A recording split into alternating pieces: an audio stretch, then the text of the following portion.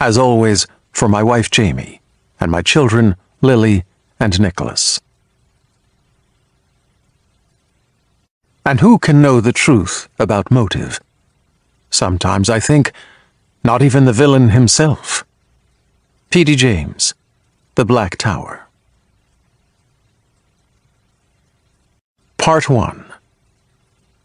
Proof of Life. 1. Ibiza. Most years it was Phoebe Chadwick who got the ball rolling, usually in late January, when the weather was at its gloomiest and the street lamp outside the window of her Bloomsbury office burned for days on end without a break. Phoebe was a senior project coordinator for a respected but perpetually underfunded international relief organization. Her work, while rewarding, left her forever short of financial resources herself. Her 3 closest friends all had piles of money. Sophie Maxwell worked for a Magic Circle law firm, and Ella Burns did something dubious in the city. Beautiful Alice Winter got her money the old-fashioned way. Alice had married it. It was not the way they'd planned it when they were at Cambridge. Back then, when they were afire with youthful zeal, they swore they would avoid the trappings of wealth and material comfort. They were going to put their costly educations to good use, help others, make a difference. Only Phoebe, after earning a prestigious first in global economics, had lived up to her word. Sophie had planned to be a human rights lawyer, but ended up looking after the interests of corporations instead, including Ella's appalling bank. And Alice? She was going to be a crusading journalist, perhaps write a novel or 2. But all that changed when she met Edward. Now she was a bold-faced name in Tatler, the It Girl. They had taken another vow before leaving Cambridge, that every summer they would spend a week together somewhere delightful, with no spouses or offspring or significant others present, just the 4 of them. That promise they had somehow managed to keep, though it was Phoebe who inevitably saw to the planning. She shouldered this burden with the blessing of the others.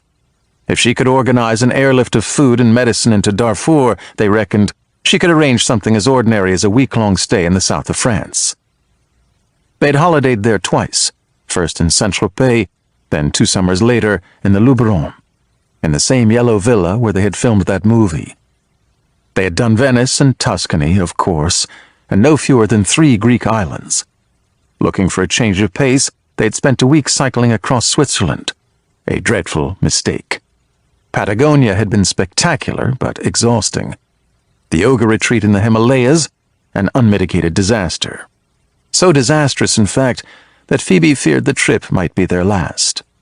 This year had to be perfect, otherwise they might drift apart.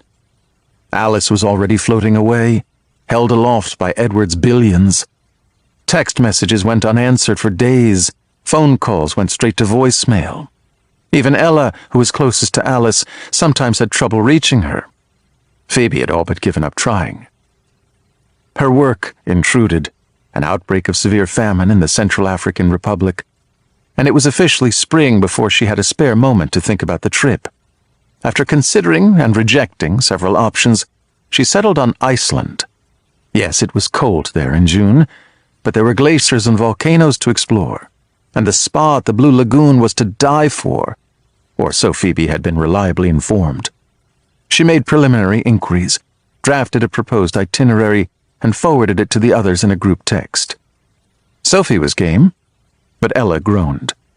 The ever-delinquent Alice waited 10 long days before responding. She did so with a call to Phoebe's mobile. Her voice sounded post-coital. "Sorry, darling Phoebe, but I'm afraid dreary Iceland simply won't do. We're going somewhere very warm and obscenely glamorous, but don't worry, I'll take care of everything." "What do you mean?" "I mean, Phoebes, that this year's trip is on me. I can't possibly allow you to pay for my holiday. Trust me, I'm not." Alice refused to divulge their destination or offer any description beyond her original, very warm and obscenely glamorous. Phoebe packed accordingly, and as instructed, presented herself at the London City Airport Jet Centre at 4 p.m. on the second Friday of June. Accompanied by Sophie and Ella, she boarded a waiting Bombardier Challenger 605. Alice was seated in the passenger cabin,